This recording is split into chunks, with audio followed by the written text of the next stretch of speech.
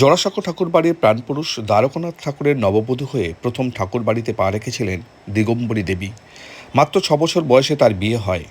বাংলাদেশের যশোর জেলার নরেন্দ্রপুর গ্রামের পিরালি বংশে তার জন্ম। তার পিতা ছিলেন রামতনু চৌধুরী, মায়ের নাম আনন্দময়ী। দিগম্বরীর যখন বিয়ে হয় তখন জমিদার বাড়ির আদব কায়দা সম্পর্কে তিনি কিছুই জানতেন না, কিন্তু খুব অল্প দিনের মধ্যেই তিনি নিজেকে মানিয়ে নিয়েছিলেন ঠাকুরবাড়িতে। দিগম্বরী ছিলেন প্রকৃত অর্থেই সুন্দরী। তার রূপ লাবণ্য দেখে লোকজন দিগম্বরীকে লক্ষ্মীর অবতার বলতো। কেউ আবার বলতেন সাক্ষাৎ জগদ্ধাত্রী। যদিও তার বিবাহিত জীবন মোটেও সুখের ছিল না। তিনি দ্বারকানাথের 6 সন্তানের জননী ছিলেন ঠিকই, কিন্তু স্বামী সুখ বলতে যেটা বোঝায় সেটা তিনি কোনোদিনই পাননি। দিগম্বরী দেবীকে বিয়ে করার পরই দ্বারকানাথের ভাগ্য ফিরতে আরম্ভ করে। রাতারাতি ব্যবসা ফুলে ফেঁপে ওঠে। দ্বারকানাথের ব্যবসার যতই প্রসার করতে থাকে, বিলাসিতা এবং আড়ম্বরও ততই বাড়তে থাকে।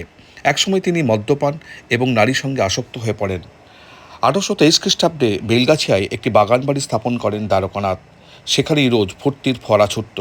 সেই বাড়িতেই নিয়মিত বাইজি নাচের আসর বসাতেন দ্বারকানাথ। ঘনিষ্ঠ বন্ধুবান্ধব এবং সাহেব সুবাদের সেখানে ডেকে নিয়ে আসতেন। প্রতিদিন গভীর রাতে জুড়ি গাড়ি করে মত্ত অবস্থায় বাড়ি ফিরতেন। কখনো আবার বেলগাছিয়ার বাগান বাড়িতেই রাত কাটিয়ে দিতেন।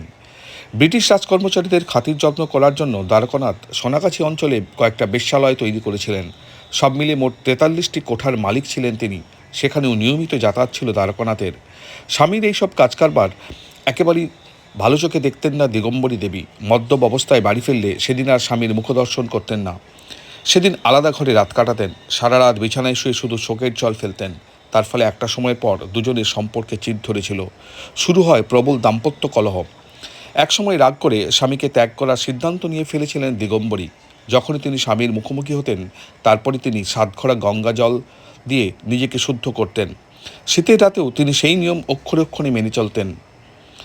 1839 সালের 19শে জানুয়ারি মৃত্যু হয় পুত্র ভূপেন্দ্রনাথের। এই সময় বারবার স্বামীর সঙ্গে কথা বলতে হতো তাকে। তখন কলকাতায় কনকনে ঠান্ডা। তার মধ্যেই স্বামীর সঙ্গে যতবারই দেখা করতেন ততবারই গঙ্গা জলে স্নান করতেন। তার জেরেই নিউমোনিয়ায় আক্রান্ত হন দিগম্বরী দেবী। একসময় পুত্রশোকে এবং নিউমোনিয়ার ছোবলে তিনি কাহিল হয়ে পড়েন। এই জোড়া ধাক্কায় আর তিনি সামলাতে পারেননি।